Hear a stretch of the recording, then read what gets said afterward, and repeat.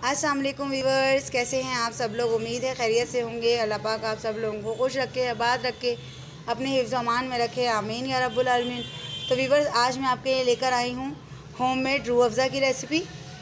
चीनी मैंने 1 किलो के करीब ली है। ये 1 किलो ही है चीनी। ये कलर है फूड कलर।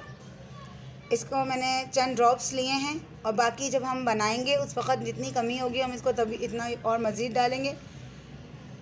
ये एसेंस है, रोज़ एसेंस। तो चले व्यूवर्स, फिर शुरू करते हैं। 1 किलो पानी डालेंगे। जो 1 किलो चीनी हमने ली थी वो भी डाल दीजिए। चीनी पिघल गई है बिल्कुल, लेकिन हम इसमें उबाल आने का इंतज़ार करेंगे। उबाल आ गया है शीरे में, और हमने इसका 1 तार का या 2 तार का शीरा नहीं बनाया है। सिंपल बस चीनी को पानी में पिघला के और अच्छी तरह इसको उबाल लिया है। कम से कम 5 से 7 मिनट तक पानी को चीनी के साथ उबाला है। अब हम इसके अंदर डालेंगे कलर, और जैसे कि हमें लग रहा है कि इसमें रेड कलर कम है, मतलब सुर्खी कम है, तो हम इसमें और रेड कलर मिलाएंगे। पहले भी हमने इसमें 1 टेबल स्पून के करीब रेड कलर डाला था, जो कि आपको दिख रहा है कि बिल्कुल लाइट कलर है। अब हम और डालेंगे 1 टेबल स्पून के करीब, एक और डालेंगे कलर।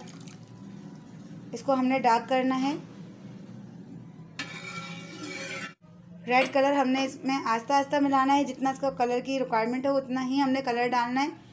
2 टेबल स्पून डाल चुके हैं, फिर भी कम लग रहा है। मैं और मज़ीद 1 टेबल स्पून और डालती हूँ।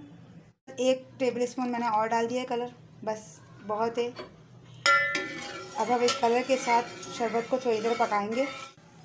रिवर्स कलर डलने के बाद भी शरबत में उबाल आ गया है। अब हम इसका चूल्हा बंद कर देंगे और इसमें एसेंस डालेंगे, रोज़ एसेंस, और मिक्स करके इसको ठंडा होने के बाद बोतल में भर लेंगे। व्यूअर्स, तैयार है हमारा होममेड रूह अफ़ज़ा।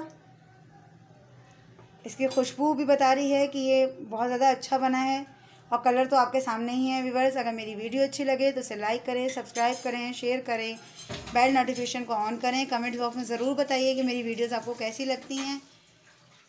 अल्लाह हाफिज़।